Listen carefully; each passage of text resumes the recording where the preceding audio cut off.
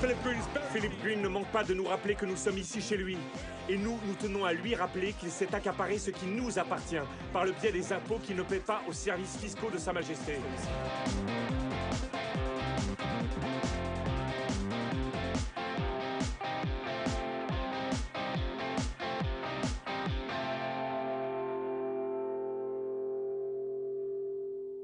We're all unequal.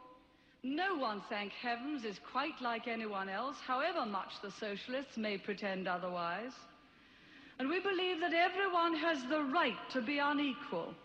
But to us, every human being is equally important.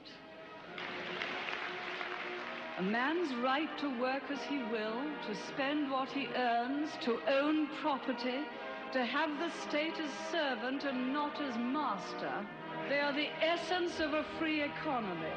And on that freedom, all our other freedoms depend. Les Britanniques commencent à comprendre qu'ils se sont fait rouler par leurs élites politiques et économiques, à un point que personne ne pouvait même concevoir.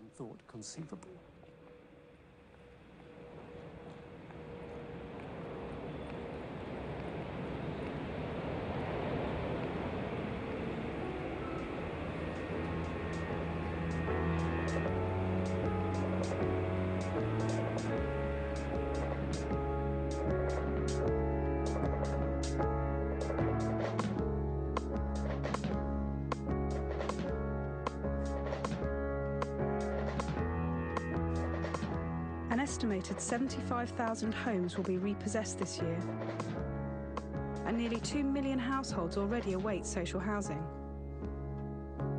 The housing crisis is real. Please help us to provide urgent advice and support.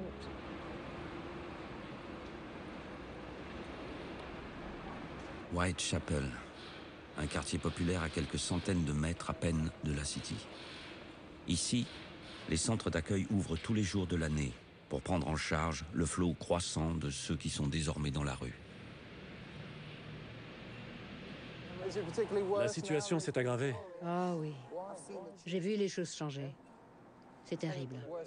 Plus encore depuis la crise financière. Ouais, Pourquoi selon vous? les gens n'ont plus de sous. De l'autre côté là-bas, les gens ont de l'argent. Ouais, mais pas par ici. J'ai dû appeler pour mettre ma bague en gage. Vous êtes sérieuse? Ah, je le jure devant Dieu. J'ai besoin d'argent pour nourrir mes gosses. Vous avez combien d'enfants? J'en ai 4 qui vivent par ici. Vraiment? Bonjour tout le monde. Bonjour. Comment ça va?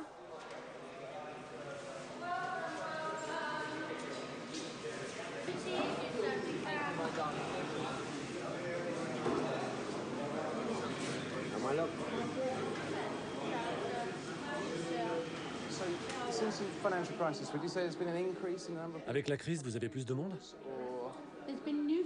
Je vois arriver de nouvelles têtes. Dès qu'on a des gars qui se sortent de la rue, on en voit d'autres qui arrivent. Je dirais qu'un quart d'entre eux sont nouveaux, peut-être plus. Ça, c'est le planning de nos volontaires. Là, c'est les gens de la Deutsche Bank. Là, on a Allen and Overy. Là, c'est la Bank of New York. C'est la responsabilité sociale. Toutes les grandes entreprises ont une politique de responsabilité sociale. Ils pensent qu'ils doivent rendre un peu. Ce sont les médecins, les personnels soignants, les juristes de demain. Si on les implique dès maintenant et qu'on les aide à se forger une conscience, c'est quelque chose qui leur restera le restant de leur vie. Quand on sera mort, ils continueront le boulot. Un jour lointain alors. Ouais. Je pense, d'un point de vue holistique ou philosophique, je dirais que nous sommes tous coupables. Tout le monde a participé d'une façon ou d'une autre à cette course à l'argent. Et il y a des gens ordinaires qui n'ont rien à voir avec la finance, qui n'y comprennent rien, et eux aussi ont participé à leur façon.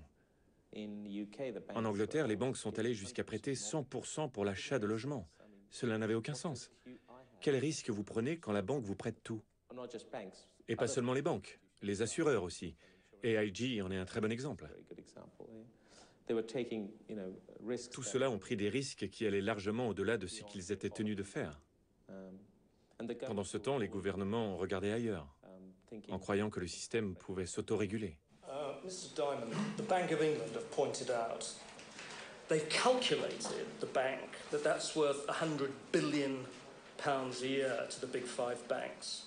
Are you grateful to the British taxpayer for subsidising you in this way?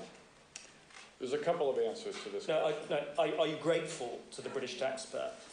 We are very grateful to the central banks around the world, to the governments around the world. No, I'm talking about the British government, who stand in the shoes of the British public. They say, and this is accepted, that you're too big to fail. And the taxpayer stands behind you. That makes you more creditworthy. It means you can borrow much more cheaply than if you're a standalone organisation. Now, what I'm asking you, Mr. Diamond, is are you grateful to the British public?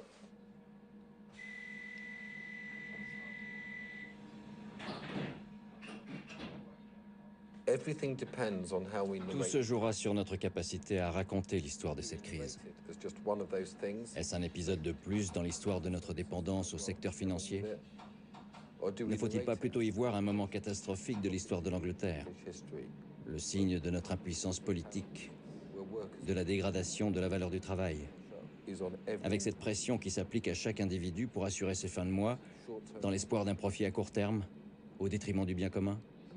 C'est ça maintenant qui doit changer.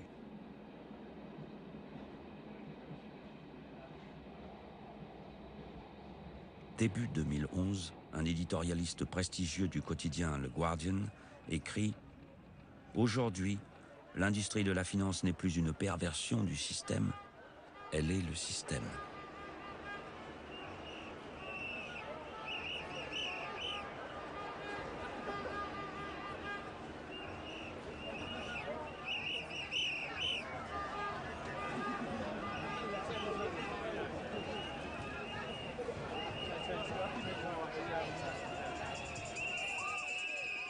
Je trouve mon inspiration chez Franz Kafka et sa fantastique nouvelle sur la Grande Muraille de Chine.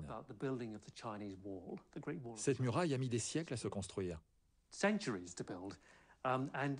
Et comment motive-t-on les gens pour un projet à aussi long terme?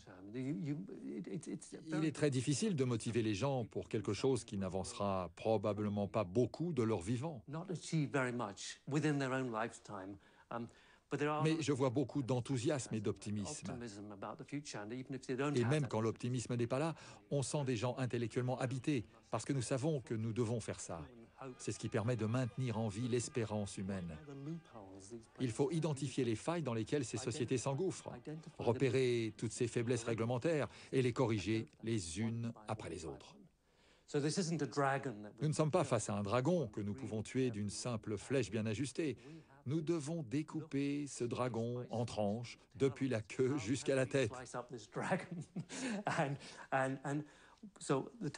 Avec mes collègues du Réseau pour la justice fiscale, nous avons identifié ces failles réglementaires. Une de ces failles réside dans la façon dont ces entreprises organisent leurs comptes. Elles ne sont pas transparentes. Elles ne révèlent pas où les profits ont été réellement faits dans les pays où elles opèrent. Eh bien, adoptons un nouveau standard comptable pour que l'on sache où les profits ont été réalisés. Et là, on verra que les profits n'ont pas été faits aux îles Vierges britanniques, mais en Afrique du Sud, en Zambie ou ailleurs.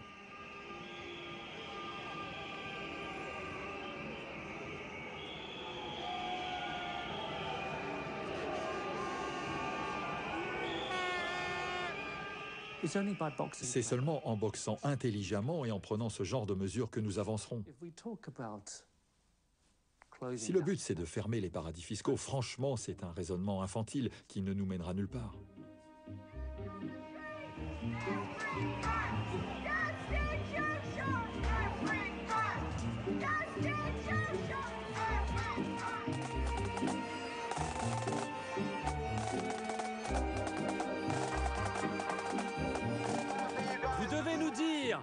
Si vous êtes du côté du peuple ou si vous êtes du côté de ces menteurs du gouvernement.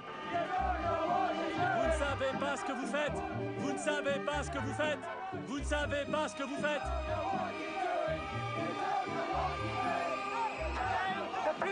Il faut mettre un terme à cette honte. Aujourd'hui, le peuple britannique s'est levé pour ses droits. et entend que ses droits soient reconnus.